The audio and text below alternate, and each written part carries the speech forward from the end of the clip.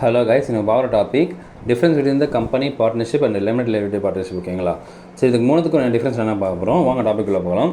First வந்து பார்த்தீங்கன்னா legal status. So legal status பொறுத்த வரைக்கும் பார்த்தீங்கன்னா companies separate legal entity incorporate ஆனது கம்பெனிஸ் ஆக்ட் 2013 தனி ஒரு நிறுவனமாக இருக்கும் கம்பெனி வந்து.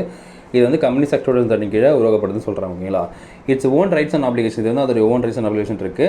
And then distinct from the shareholders and members. ஓகேங்களா? இதில் டிஃப்ரெண்ட் இருக்குது. ஷேர் ஹோல்டர்ஸ்க்கும் மெம்பர்ஸ்க்கும் டிஃப்ரென்ஸ் இருக்குன்னு சொல்கிறாங்க. ஓகேங்களா? அது நம்ம நெக்ஸ்ட் டாப்பிக்கில் பார்ப்போம். And then partnership. So partnership பொறுத்த வரைக்கும் பார்த்தோன்னா partnership is not separate legal entity. இது தனியாக லீகல் என்டிட்டி கிடையாது, கம்பெனி கிடையாது. Association of individuals. ஓகேங்களா? ஸோ ரெண்டு பேரும் சேர்ந்து ஒன்றா ஒர்க் பண்ணுறது தான் association individuals under the partnership act 1932. ஓகேங்களா? பார்ட்னர்ஷிப் ஆக்ட் கீழே வந்து ரெண்டு பேரும் சேர்ந்து ஒர்க் பண்ணுவாங்க. இந்த பார்ட்னர் கரெக்டாக responsible for the business.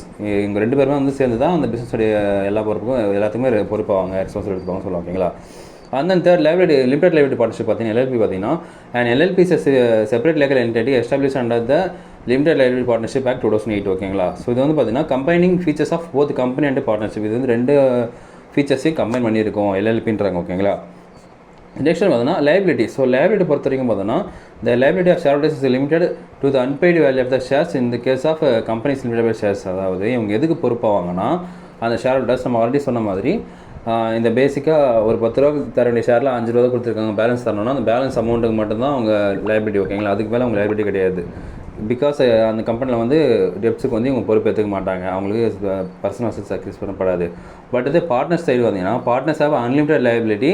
Personal asset maybe used to satisfy the business debts. அதாவது பிஸ்னஸ் ஏதாவது லாஸ் ஆகிடுச்சு, டெப்ட் ஆகிடுச்சு, கடன் ஆகிடுச்சுன்னா அதை அடைக்கிறதுக்கு பார்ட்னர்ஸுடைய சொந்த சொத்துலேருந்து சொந்தமாக அவங்க காசு போட்டு அதை வந்து அடைக்கிற மாதிரி இருக்கும். ஓகேங்களா? ஆனால் LLP பொறுத்த வரைக்கும் பார்த்தோன்னா பார்ட்னர்ஸாகவே LLP அன்லிமிடெட் லைபிலிட்டி. ஓகேங்களா? இவங்களும் சிமிலர் டு கம்பெனி மாதிரி தான். இந்த பர்சனல் அசெட்ஸ் ப்ராடக்ட். ஓகேங்களா? பர்சனல் அசெட்ஸ் வந்து ப்ராடக்டாக பாதுகாப்பாக இருக்கும். எக்ஸ்பெக்ட் இந்த கேஸ் ஆஃப் ஃப்ராட். இன்கேஸ் அவங்க ஃப்ராட் பண்ணாமல் இருந்தால் மட்டும் தான் பர்சனல் அசெட்ஸ் வந்து ப்ரொவைட் பண்ணுவாங்க. இன்கேஸ் அவங்க ஃப்ராட் பண்ணியிருக்காங்க, ஏதோ தப்பு பண்ணியிருக்காங்கன்னா அவங்க பர்சனல் அசெட்ஸ் யூஸ் ஆகிடும். அதுக்கு பிஸ்னஸோட டெப்ஸை வந்து சாட்டிஸ்ஃபை பண்ணுறதுக்காக. And then personal succession. So personal succession பார்த்தீங்கன்னா ஒரு கம்பெனிகிட்ட பார்த்தீங்கன்னா பர்சனல் சக்ஸஷன் சொல்லுவாங்க. ஏன்னா இது வந்து யார் இருந்தாலும் யார் இல்லைனாலும் வந்து ரன் ஆகிட்டே இருக்கும் தொடர்ந்து. ஓகேங்களா? ஸோ இப்போ ஒரு மெம்பர் வந்து இறந்துட்டாங்க, ஒரு மெம்பர் வந்து மைண்ட் ஆகிட்டாங்க, ஒரு பர்சன் சரியில்லை அப்படின்னாலும் அந்த கம்பெனி தொடர்ந்து ரன் ஆகிட்டு இருக்கும். ஓகேங்களா? பட் இந்த கேஸ் ஆஃப் பார்ட்னர்ஷிப் வரும்போது பார்ட்னர்ஷிப் டிசால்வ் அப்போ death or insolvency retirement of a partner unless otherwise agreed. ஓகேங்களா? அதாவது அந்த பார்ட்னர் வந்து இறந்துட்டாலோ இல்லை ஒரு இன்சால்வன்ஸோ இல்லை ரிட்டையர்மெண்ட் ஆகிடுதுன்னா அந்த பார்ட்னர்ஷிப் வந்து இது பண்ணிட்டுருவாங்க, கேன்சல் ஆகிடும், முடிஞ்சிடுவாங்கன்னு சொல்லுவோம். ஓகேங்களா?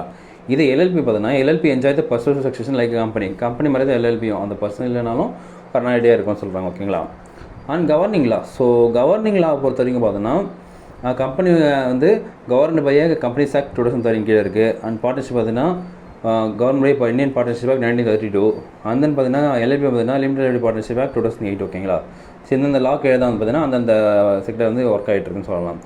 Next formations. இது எப்படி ஆரம்பிக்கிறது அப்படின்னு பார்த்தோன்னா கம்பெனி ரிக்வஸ்ட் ரிஜிஸ்ட்ரேஷன். ஓகேங்களா?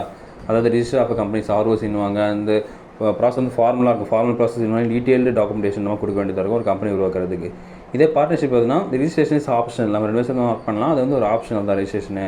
பட் ரெக்கமெண்டட்ன்றாங்க. ஏன்னா ஒரு பார்ட்னர் ஏமாத்தான ஒரு பார்ட்னர் வந்து கேஸ் போடலாம் இல்லைங்களா? ஸோ வந்து ரெக்கமெண்டட் லீகல் என்ஃபோர்ஸ்மெண்ட் அது ரொம்ப ரெக்கமெண்ட் பண்ணப்படுது சொல்கிறாங்க. இட் ஃபார்மெட் த்ரூ பார்ட்னர்ஷிப் டீட். ஓகேங்களா? இது வந்து இப்போ 2 பேர் பார்ட்னர்ஷிப்பாக ஒர்க் பண்ணலான்ற ஒரு மூலமாக தான் இது வந்து கிரியேட் பண்ணப்படுதுன்னு சொல்கிறாங்க. LLP பார்த்தீங்கன்னா manager registration with register of LLP. So company மாதிரியே தான் இவங்களுக்கும் ரிஜிஸ்டர் ஆஃப் LLP இருக்காங்க. அவங்க கிட்ட கண்டிப்பாக வந்து ரிஜிஸ்டர் பண்ணியே ஆகணும் அப்படின்னு சொல்கிறாங்க. ஓகேங்களா? Next minimum members and partners. ஓகேங்களா? ஸோ மினிமம் மெம்பர்ஸ் பார்ட்னர்ஸ் பொறுத்த வரைக்கும் பார்த்தீங்கன்னா கம்பெனி வந்து ப்ரைவேட் கம்பெனியாக இருந்தால் மினிமம் 2 மெம்பர்ஸ் இருக்கணும். பப்ளிக் கம்பெனியாக இருந்தால் மினிமம் 7 மெம்பர்ஸ் இருக்கணும். ஓகேங்களா? அந்த 1% கம்பெனியாக இருந்தால் ஒன்லி 1 மெம்பர் இருந்தாலே போதுமா. வந்து பார்ட்னர்ஷிப்னா மினிமம் 2 மெம்பர்ஸ் 2 பார்ட்னர்ஸு. LLP இருந்தால் minimum 2 designated partners. Okay, designated partners சொல்கிற வேர்டு என்னென்னு பார்த்தீங்கன்னா டெசிக்னேட்னா ஒரு ஸ்கில் இருக்குன்னா அவங்க ஒர்க் பண்ணணும். ஓகேங்களா? ஸோ அவங்க ஒர்க் பண்ண அந்த மாதிரி பார்ட்னர்ஸ் வந்து 2 பார்ட்னர்ஸ் இருக்கணும். மற்றபடி இன்வெஸ்ட் பண்ண பார்ட்னர்ஸ் நான் வந்து காசு போட்டிருக்கேன் அந்த மாதிரி பார்ட்னர்ஸ் வந்து இருக்கலாம். பட் மினிமம் 2 பேர் வந்து டெசிக்னேட்டாக இருக்கணும், ஒர்க் பண்ணுறவங்களா இருக்கணும்னு சொல்கிறாங்க. ஓகேங்களா? அந்த ஃபீல்டில் அந்த அவங்க ஆரம்பித்த பர்பஸ்க்காக ஒர்க் பண்ணுறவங்களா 2 பேர் இருக்கணும் மினிமம் சொல்கிறாங்க. தென் பார்த்தீங்கன்னா owning and management, ownership and management. ஓகேங்களா? So company ownership lies with share holders. ஓகேங்களா? ஸோ ஓனர்ஷிப் வந்து ஷேர் ஹோல்டர்ஸ் கிட்ட இருக்கும். மேனேஜ்மெண்ட் வந்து பார்த்தீங்கன்னா போர்ட் ஆஃப் டைரக்டர்ஸ் கிட்ட இருக்கும். ஓகேங்களா? இங்கே வந்து 2 பிரித்து வச்சிருக்காங்க. ஏன்னா ரெண்டு டிஸ்டர்ப் பண்ணக்கூடாது. So creating separation between the ownership and control 2 சமமாக கொடுக்குன்னு சொல்லிட்டு ஓனர்ஷிப் வந்து ஷேர் ஹோல்டர்ஸ் கிட்ட இருக்கும். அந்த மேனேஜ்மெண்ட் வந்து போர்ட் ஆஃப் டைரக்டர்ஸ் இருக்கும். அவங்க தான் வந்து கண்ட்ரோல் பண்ணுவாங்க. இந்த டிசிஷன் இந்த மாதிரி இருக்கணும் மேனேஜ்மெண்ட்டை சொல்லிட்டு. பார்ட்னர்ஷிப் பொறுத்தவரைக்கும் பார்த்தீங்கன்னா partner manager business directly there is no different business ownership and management. Okay, அங்கே 2 டிஃப்ரென்ஸ் இருக்குது. சின்ன கம்பெனி 2-3 பேர் தான் இருக்கிறதுனால பார்ட்னர்ஸ்ன்றதுனால அதில் 2 பிரிக்கிறது இல்லை. ஓகேங்களா, ஸோ அவங்க தான் மேனேஜர் பண்ணிப்பாங்க, அவங்க தான் மேனேஜ்மெண்ட் பார்த்துப்பாங்க, அவங்க தான் ஓனர்ஷிப் வச்சுருப்பாங்க. அந்த எல்எல்பி பார்த்தீங்கன்னா டெசிக்னேட்டட் பார்ட்னர்ஸ் தான் மேனேஜ் எல்எல்பி. அதாவது நான் சொன்னேன் இல்லைங்களா, 2 வேலை செய்கிறவங்க கண்டிப்பாக இருந்தே அவனை சொல்லிவிட்டு, ஃபார் எக்ஸாம்பிள் இந்த சிஏ அப்புறம் வந்து லாயர்ஸ் அட்வொகேட்ஸ் இவங்க வந்து பார்ப்பாங்க. அவங்க வந்து மினிமம் 2 பேர் வந்து வேலை செய்கிறவங்க டெசிக்னேட் பார்ட்னர்ஸாக இருக்கணும். அவங்க வந்து மேனேஜ்மெண்ட்டை பார்த்துப்பாங்க. மற்றவங்க ஓனர்ஷிப் வந்து பார்த்தீங்கன்னா எல்லா மற்ற காசு போட்ட எல்லா பார்ட்னர்ஸ்க்கும் இருக்குன்னு சொல்லலாம். ஓகேங்களா, just like that. Next time பார்த்தீங்கன்னா கம்ப்ளைண்ட்ஸ். ஸோ இங்கே என்ன ரூல்ஸ் அண்ட் ரெகுலேஷன் வந்து ஃபாலோ பண்ண பார்த்தீங்கன்னா கம்பெனிஸ் வந்து ஹை கம்ப்ளைண்ட்ஸ் ரெக்யூர்மெண்ட்ஸ். ஓகேங்களா, மற்ற கம்பேர் பண்ணும்போது கம்பெனிஸ்க்கு வந்து நிறைய ரூல்ஸ் அண்ட் ரெகுலேஷன்ஸ் இருக்குது.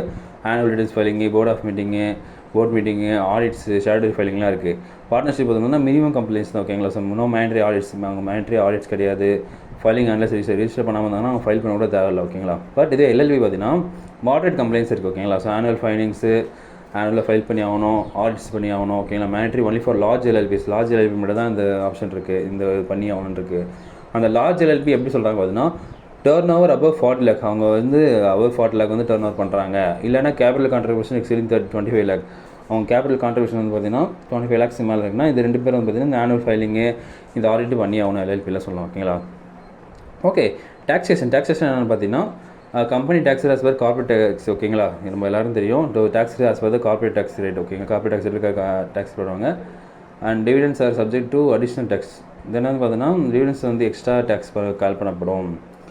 பார்ட்னர்ஸ் ஆர் டேக்ஸ் இண்டிவிஜுவலி அந்த ஷேர் ப்ராஃபிட்ஸ். ஓகேங்களா, so apart from that partners வந்து இண்டிவிஜுவலாக டேக்ஸ் பண்ணப்படுவாங்க. பார்ட்னர்ஷிப் டேக்ஸ் வந்து ஃப்ளாட் ரேட். ஓகேங்களா, ஸோ பார்ட்னர்ஷிப் வந்து அவங்க ஃப்ளாட் ரேட்டில் இருக்கும், ஒரு 5%, 10% இருக்கும். ஸோ அது வந்து ஃப்ளாட் ரேட்டில் டேக்ஸ் ரேட் வந்து கலெக்ட் பண்ணப்படும். எல்எல்பி பார்த்தீங்கன்னா tax rate flat rate without dividend distribution tax. So இது வந்து பார்த்தீங்கன்னா இவங்க இந்த ஃபீச்சர்ஸ் என்ஜாய் பண்ணுறாங்க. ஸோ அவங்க ஃப்ளாட் ரேட்டில் தான் கலெக்ட் பண்ணப்படும். வித்தவுட் டிவிடெண்ட் டிஸ்ட்ரிபியூட் டேக்ஸ் வந்து எல்எல்பி கிடையாது. நெக்ஸ்ட் ஃபைனலாக பார்த்தீங்கன்னா டிசல்யூஷன். அதாவது கம்பெனி வந்து மூடுறாங்க அப்படின்னா request formal winding up process under the companies act. ஓகேங்களா, ஒரு ஃபார்முலா வைண்டிங் ப்ராசஸ் பண்ணி அவனும் லிக்விடேட்டர் இருக்கு பண்ணணும். அவர் வந்து எல்லாத்தையும் சரி பார்த்துட்டு அப்புறம் தான் பண்ணுவாங்க. ஓகேங்களா, so through the insolvency and bankruptcy code 2016 கீழே தான் இது வந்து பண்ணி ஆகணும். பார்ட்னர்ஷிப் பார்த்தீங்கன்னா result as per the terms of partner deed or mutual agreement. 2 பேரும் ஒத்துக்கிட்டு பிரிக்கலாம், இல்லை முடிச்சிடலாம். இல்லை பார்த்தீங்கன்னா பார்ட்னர்ஷிப் வந்து யாரும் இறந்துட்டாங்க, இன்சால்வன்சி வந்தாலும் பார்ட்னர்ஷிப் வந்து முடிஞ்சிடும். ஆனால் எல்எல்பி பார்த்தீங்கன்னா LLB request formal distribution under the LLB act 2008. இது கீழே வந்து பார்த்தீங்கன்னா இந்த 2008 ஆக்ட் கீழே வந்து பார்த்தீங்கன்னா இது வந்து ஃபார்முலாக வந்து டிஸ்ட்ரிபியூஷன் பண்ணி ஆகணும் எல்எல்பி சொல்கிறாங்க. ஓகேங்களா, ஸோ இதாங்க இந்த வீடியோ வந்து பிடிச்சிருக்கோம் நினைக்கிறேன். அடுத்த மீட் பண்ணணும். அதான் வீடியோ வருவது உங்களுக்கு பார்க்கலாம்.